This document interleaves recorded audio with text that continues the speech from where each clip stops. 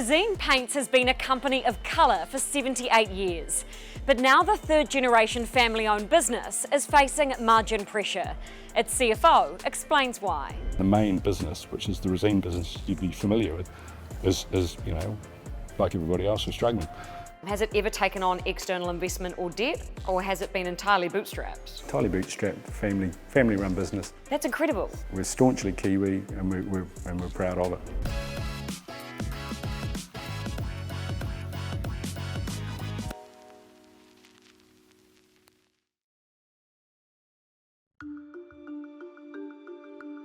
Resene Paint's Chief Financial Officer, Mike Durkin, is taking us inside its factory. This is Wow. the entrance point for all the raw materials. I just got a whiff of paint. Yeah. In its simplest form, we've got pipes coming through under the floor here, pumping what we call resin. It's in large tanks out in the yard out there. We pump it into the factory, comes up through the floors into these big vats. So why keep manufacturing in Wellington? It's obviously more expensive here to manufacture than other places in the world. Because it's an earthquake zone, that's why we keep it here. Really? No. Tell me you're joking, okay? No, so yeah, it's a Wellington company and we want to keep it in Wellington.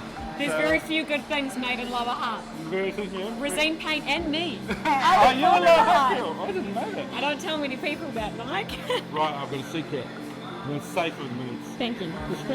Mike showed us the vats where it's been mixing all the materials to make paint here for decades. You can see the colours in it. Yeah. Yellow, green, red, black, So over grey. here there's a green one underway, and then from here it's pretty simple because they're on platform, so it's gravity that feeds it. Wow. That'll go into what we call the canning line, and it goes into the packaging from here. But while this is happening, they're taking samples and they're testing it. This is a warehouse where it all ends up. It's a DIYer's dream. So is this all colour-coded, Mike? That's That'd be the best way to do it. That's very good. Definitely all colour-coded, product-coded, colour-coded. The company is proudly New Zealand owned by the founder's family. It's weathered many cycles in its near 80-year lifetime. Good example, so the first year of COVID, so the lockdown, the first sort of 3 weeks of lockdown, obviously nothing happened, it was dead. And then in the next sort of 9 months, we did like 2.5 years in 6 months. So it was huge increase, like a massive increase. So the financials were, was basically a process of cost control and then unlimited demand. And it went completely the opposite way that we expected it to. And you were making more margin off more volume. Wow. And then the recession started kicking in a year later, and then it started to bite. But so that we've been cushioned by that particular year, which was the 2021 year. That sort of filled up the coffers, if you like, and we've sort of relied on that since. But the last 2 years has been tight, really tight. Yeah. If you've watched the building industry, we feed off the building industry. So 10% of our revenue comes from new builds, so residential. The big footprint retirement homes, for instance, but new Some of those aren't being built anymore. Yeah, exactly. A lot of land banking going on. Developers are just not building because the cost is so high. And interest rates are so high, they can't afford to continue to develop. I can't name companies. I can. But some of the big group housing companies who are our customers, their consents year on year are like 40% down. Wow. So to us, that will mean if those consents aren't issued, that means in 12 to 15 months' time they won't want paint on them. That is future products. Yeah. That is not going to be ordered. So we've done all right up till now, and we're sort of hanging in there. Our smaller companies have actually kept us in the game because they are in different markets, not the residential market. So there's like aircraft and there's motor vehicles and there's steel and flame protection, fire protection, all that sort of stuff is on a smaller scale. But we're doing all right in those spaces. But the main business, which is the Resene business you'd be familiar with, is like everybody else, is struggling. This is what many will think of when they hear the name Resene. This is a key piece of IP here. This is iconic Resene, the chart. R42? A Resene colour shop. My mum is in interiors. Oh, yeah. So this was my childhood. Yeah, so these were all over my kitchen table all the time, especially this one. Half black, white, quarter black, white. What really is the difference? Well, in different light. That's why you should wander around a house with the different colours. So in different light, different times of the day, they will all look quite different. It mixes every colour in its catalogues from just 13 base colours, then tints on top of that. So they are the base, and you can do, you can do a BTNZ orange, or you could do a BP green, or you could, all of those are corporate colours that are specific to those companies. And Resene has made them, and they're all trademarked for that brand. Yeah, absolutely. BP will say we want BP green, and BP green is different to other green. Can we make a market with Madison colour? We could make a market with Madison's Well, what colour do we go for though? Well, There's too many options. You'd have to come up with a... Well, when I first made the show, I went with an indigo purple, and you know why? Because apparently that exudes luxury and wealth. Well, you should, if you I come feel up like with, I should stick with that. you come up with a colour, we'll make it for you. They've made hundreds of thousands of colours over the years and can make any paint from history for any customer today. I have a serious question though, Mike. Yeah. How do you come up with all of the names? Because there's what? Quarter moonbeam. A lot of red wine in the boardroom. A lot of red. Is that red. true? It is red wine in the boardroom. I tell you not. There's obviously a suggestions box for the staff, That is incredible. but the big ones are all done after a couple of wines. Like there's one called, I don't know if you're familiar with Monty Python, No. Norwegian Blue. Have you ever heard of Norwegian Blue? Remarkable bird, the Norwegian blue, innit? Beautiful plumage. The parrot. The parrot, and the colour of the parrot is one of our colours. That's amazing. Yeah, so if you're a Monty Python fan, you'll know that. Surely that He's drives some shaking his sales. head. No, ironically. Yeah. It made the decision to create its own retail network decades ago, and it's paid off. When did that become part of the strategy and why? Oh, that was kind of a chance. So it was way back, we were in the in Seaview, so there was in disparate buildings, and it was principally a trade business at that stage, and we were locked out of a lot of the urban centres by the competition. It's since cut a deal to sell through a major retail chain. We're in with Mitre 10, and that fits with us because it's a New Zealand company, New Zealand branding, and we sort of go to the market together. So we're in 72 Mitre 10 stores, Wow. 67 of our own stores, which we lease off, and mum and pop investors. So that's kind of how the market. Our network is probably the biggest by far, I think, of all the paint stores. Is there a margin difference through direct sale through Oh, Resene absolutely. Colour Shop and Absolutely. partners? Of course, we're not paying. What's the difference? Well, we're not paying rent in Mitre 10, of course. So that kind of evens out. But don't they clip the ticket? Yeah, they clip the ticket and I can't mention too much about that. but the margins are different. And the price has to be the same, right? Because the customer has to be able to get the same price from Resene Colour Shop Correct, that's versus all. Mitre 10. Yeah, you can't sell it lower than us or higher than us. So we regulate with Mitre 10 for example, that so when we have a promotion, they get a promotion. They can sell it at that price. We can sell it at that price. We give them a promotional price when they buy it off us, and the market's happy because they don't get confused with different pricing. So that's kind of how it works. So what's the strategy on that going forward? Would you rather grow direct sales or would you rather grow distribution? Well, it's different because you don't get the same level of advice. So You can control direct sales better. yeah, and all our training goes into our own staff, of course. So we give them that, and they get incentivised for being more knowledgeable. So they go through, intensive training programs, and it's ongoing. Whereas the staff in Mitre 10s, it's more like a supermarket, right? So you're going there and you're buying some hammer and nails, and you buy some bit of that. Or I might buy some paint, and they might say, "Oh, your tea or whatever paint you need." They don't have the same level of skill, so you can't survive with either, I think, without the others. The company has survived through plenty. After the tour, Mike and I sat down to discuss the company's current state in more detail and why it wants to remain in New Zealand hands, no matter what. Mike, thank you so much for doing this. Good to see you. Pleasure. Should we share the story of how this opportunity came to be? We should. I met you at a CFO summit and you were writing down notes furiously. You're probably the only CFO in the room actually paying attention. It wasn't just a day off work. I was the only guy with no mates. There was no one else at the table, right? And I was so interested. I was like, well, who do you work for? What are you doing? And you said, Resene. Yeah, and offer to have a look around the site, hear the story. It's a good story. It's an iconic New Zealand company. I'm always happy to tell the story. We're always keen about getting the right people on the bus. We don't really care where the bus is going.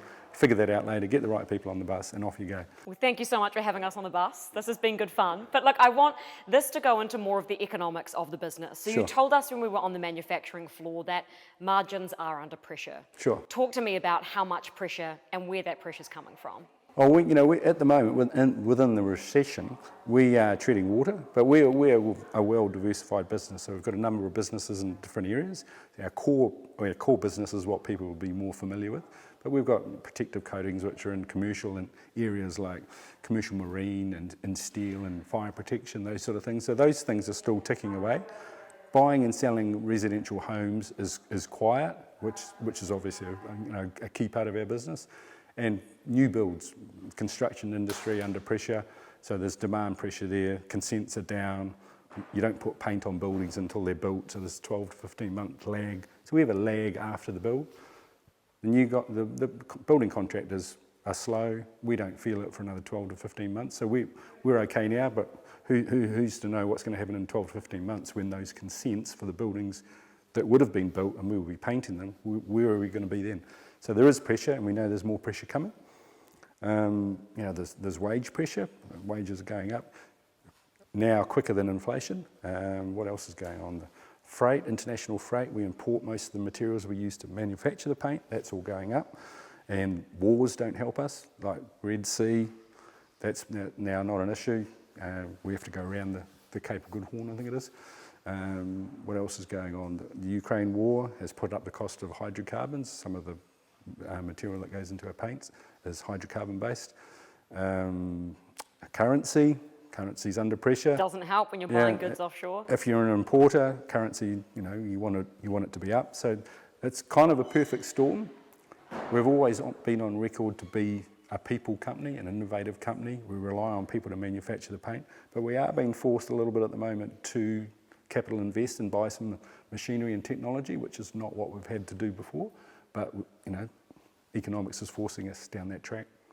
I find it so interesting, and this is why I wanted to do this interview as well, when you told me how many products this company imports. Oh, lots. Yeah. It's immense. Like, you would be one of the biggest importers of raw goods into New Zealand. Yeah, they come in from a lot of different places. Like there's Europe, there's Germany, there's Belgium, there's France, there's we bring material in from Italy, we bring it in from China, we bring it in from the US, we bring it in from Mexico.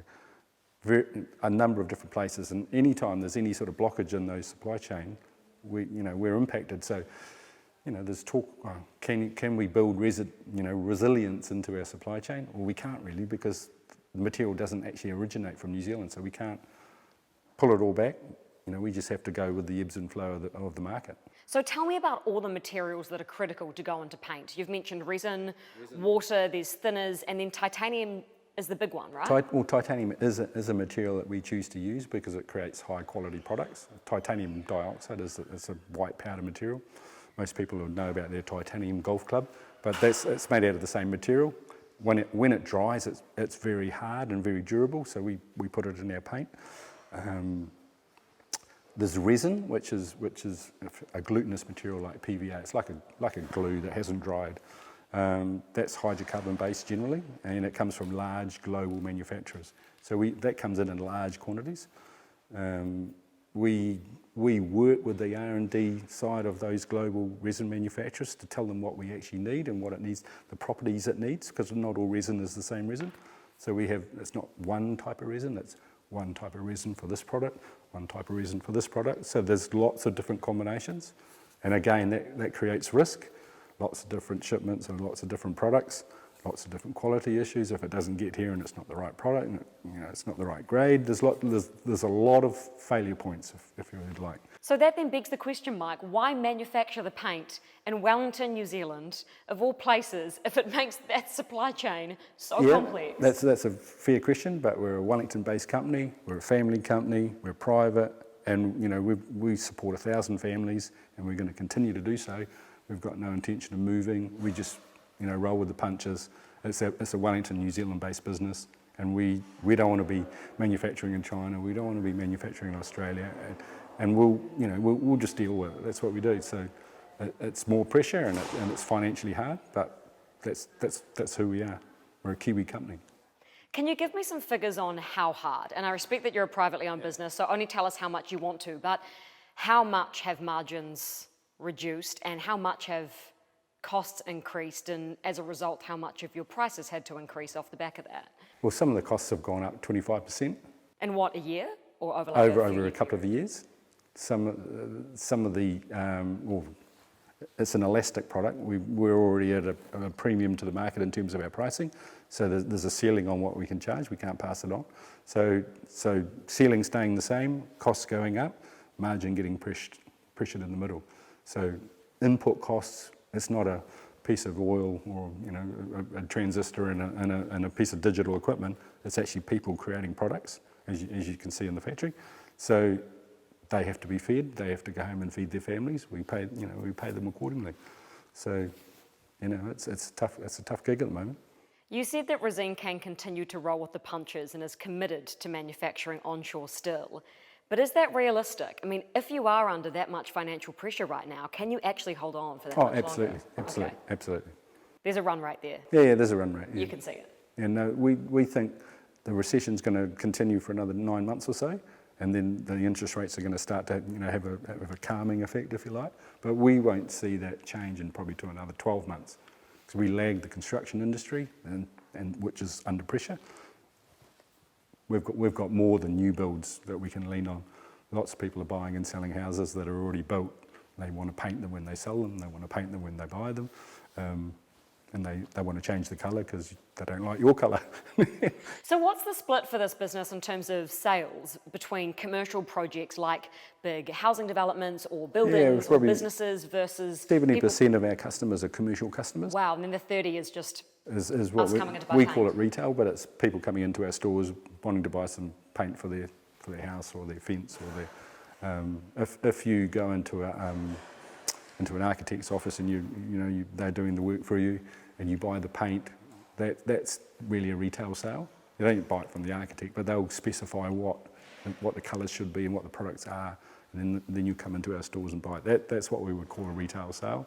A commercial sale is, you're too lazy to paint your house, you call up the painting contractor, they come in, they're our customer. So in that case, you're not our customer. And they're considered commercial, even they're if there might be a retail on the other end. Yeah, so you're the end customer, you're the customer of the painting contractor, but the painting contractor is our customer in that situation. So, and they have different needs to what we call a DIY or a retail need. We have to make the paint very easy to use and pretty much fail-proof for retail. So it's different paint to what we're selling with the trade guys. They're a lot more experienced, they're using it every day. They just know how to use it. They've got all the tools. I couldn't do it. I've done it once.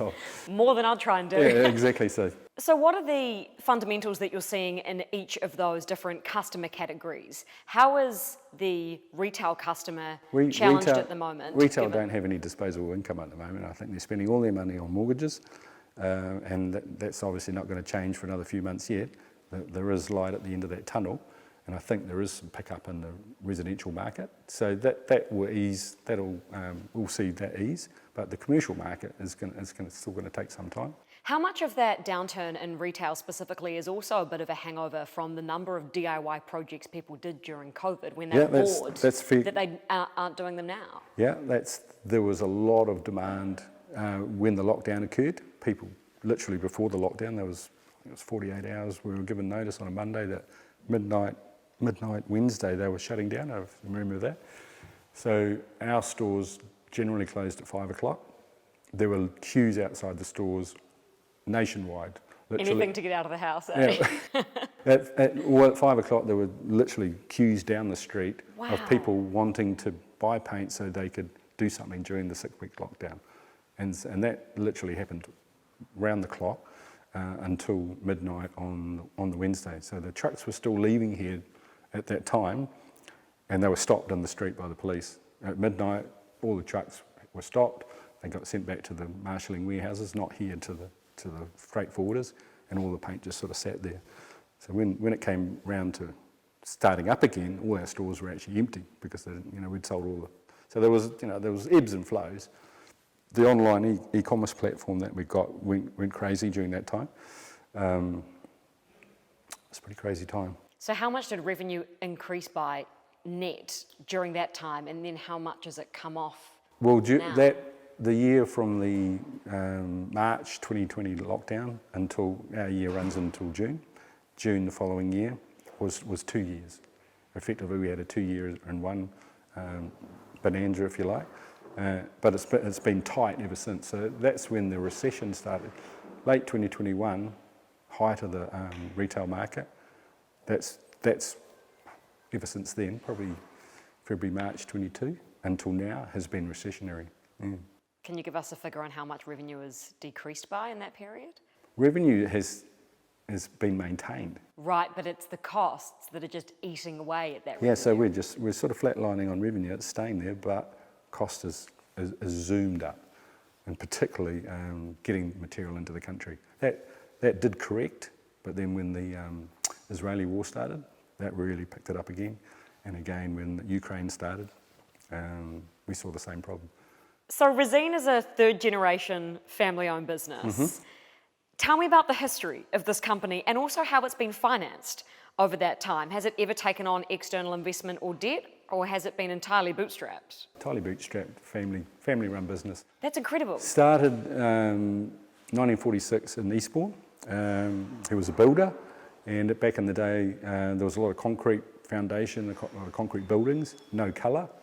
So he started playing around with resin or concrete coatings, and he started selling that product to his mates who were also builders. And not long after that, he gave up the building and continued down this sort of coatings path. So that was Ted Nightingale. He started it. It's always been a Wellington-based business. His son took over probably 15 years or so later. He took it from 25 staff up to 700 staff, and that would have happened over a 15-year period. So he made some big changes. Like test pots is a classic example. This is. Can you tell us about the story, because this is wild to me. You told me about this earlier. Yeah, so test pots came about because he was trying to figure out a way to get the paint on the wall so people could actually see what it looked like. Because prior to that, you bought a can of paint and you didn't really know what it was until you literally put it on the wall. If it was the wrong colour, you were like, oh, what do I do now?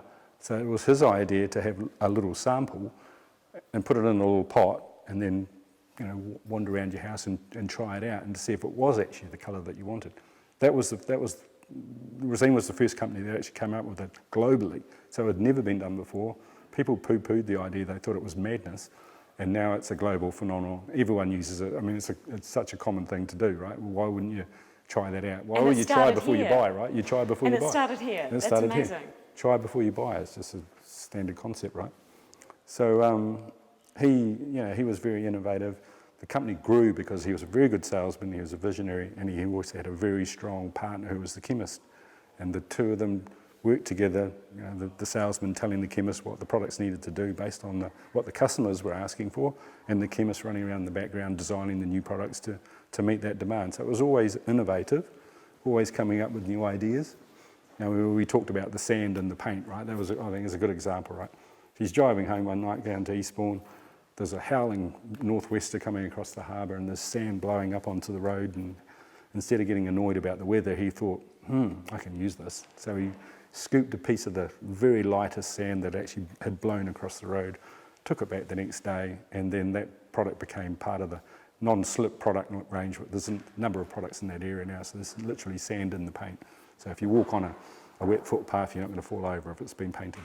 And So he just came up with that idea. He came up with that idea on his way home, and they sort of talked together about what it would do. And now it's reasonably standard in the industry now, but it just takes that little bit of out of the box thinking to come up with something like that. And it's still being run by a third-generation family member, so, Nick. Correct. And how is innovation still flourishing in this business? Have they kept that ethos today? Yeah, they look at all sorts of different products. Now they talk about stains and does it permeate the wood? Does it protect the wood? Now it's always about this is not just a coating. How can we? Because it's generally the biggest and most expensive, most valuable asset that people own.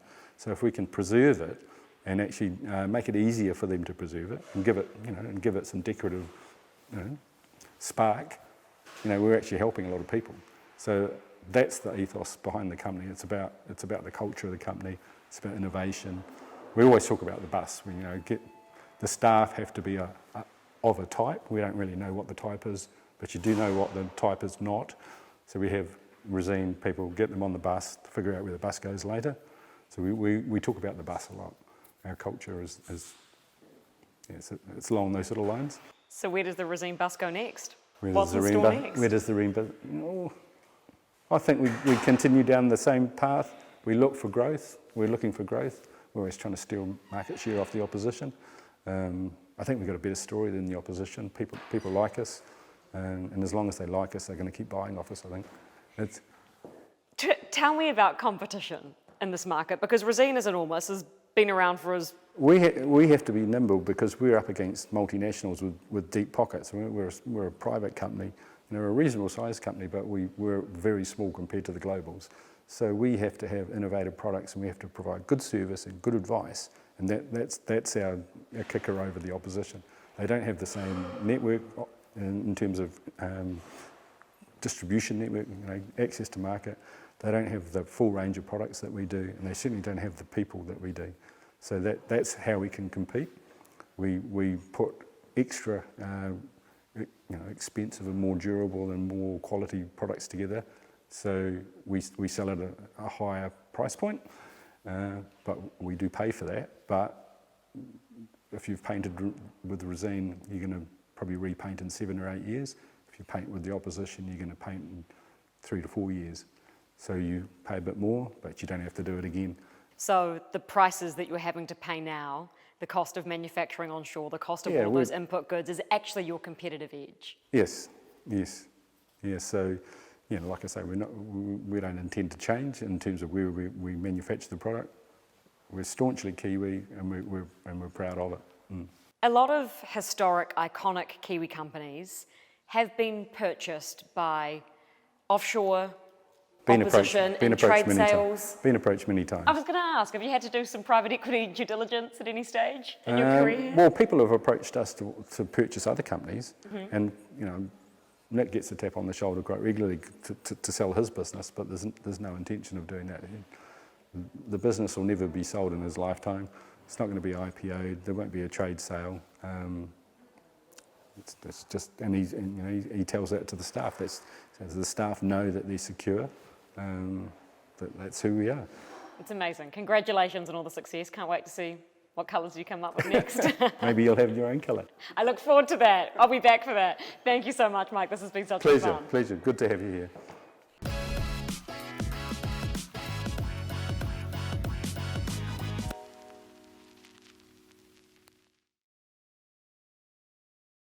Thanks for watching Markets with Madison. If you enjoyed this interview, please hit the like and subscribe buttons below. I do all of the research for these episodes myself, so your support means a lot. I always love to hear your feedback and ideas, so please drop any thoughts in the comments below. Now go put your money to work.